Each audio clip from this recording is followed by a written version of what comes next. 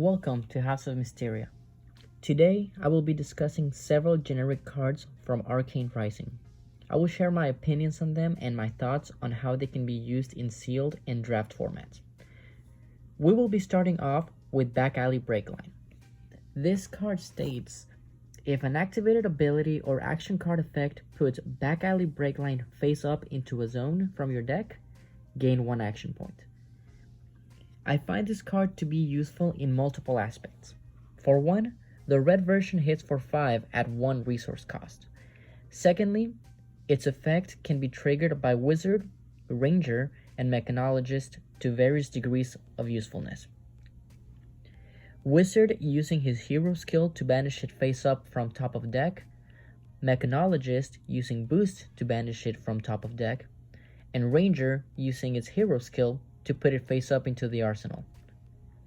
Triggering the effect allows for potential combo plays as well as offering a low risk when being hit by the effects mentioned previously.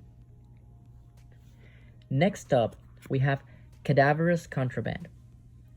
This card states, if Cadaverous Contraband hits, you may put a non-attack action card from your graveyard on top of your deck, which means it offers the ability to recycle a non-attack action card.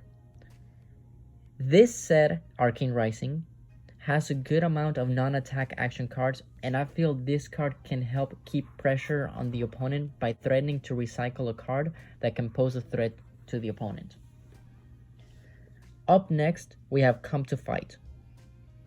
The next attack action card you play this turn gains plus X power.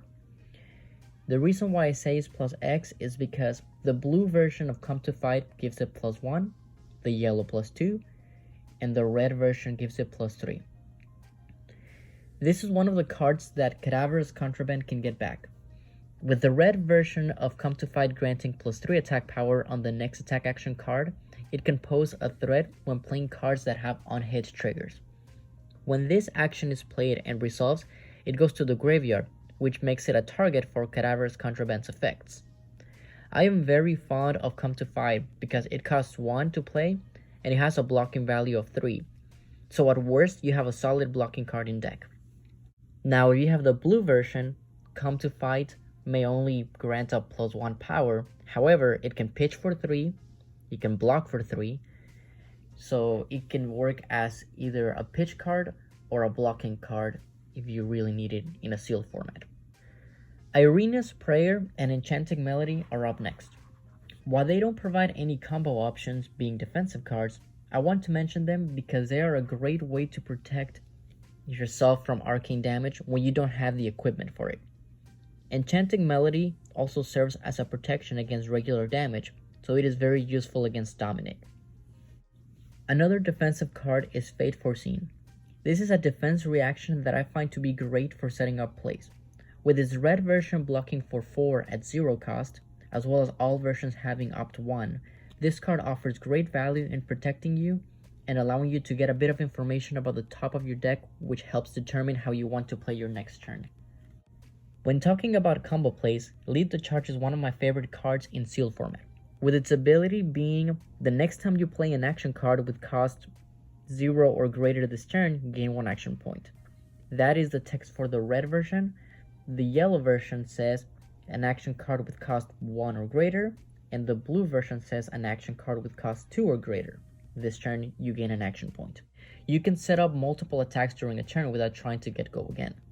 A 0 cost action that allows you to do 2 more actions during a turn is very useful in my opinion. Next, we have Life for a Life.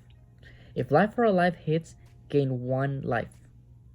When you play Life for a Life, if you have less life than your opponent, it gains go again. First off, this is one of my favorite artworks in this set. With the life gain being always useful, granting go again if you are at less life than your opponent can allow you to put your opponent at a disadvantage.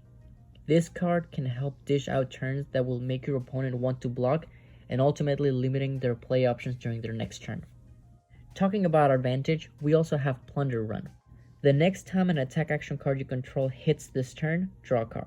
If Plunger Run is played from Arsenal, the next attack action card you play this turn gains plus 3 power. That is the text for the red version of Plunger Run. The yellow grants it +2 power, and the blue grants it +1 power. This card, at 0 cost, can provide a buff on your attack if Plunger Run is played from Arsenal, as well as drawing a card if the attack action card hits. If the attack action card has Go Again, then you may even be able to attack a second or even third time. This card has the potential to apply significant pressure. Lastly, we have Rifting. This card states, if Rifting hits, you may play your next non-attack action card this turn as though it were an instant. The red version of Rifting hits for 6, which is a difficult number to block normally. Because it allows you to play a non-attack action card as if it were an instant, you're able to play cards such as Plunger Run, Lead the Charge, Enchanting Melody, and Come to Fight. And because all of those cards have Go Again, you get another action point to play another attack, maximizing the amount of things you can do during a turn. So that's my list of generic cards and my views on them within the sealed format in Arcane Rising. If there's any other ways you see that these cards can provide combos within the sealed format, feel free to leave them in the comments, as well as any you may find for the generic cards I didn't mention. If you liked this video, please like and subscribe, and leave a comment telling me your thoughts. Thank you, and we'll see you on the next one.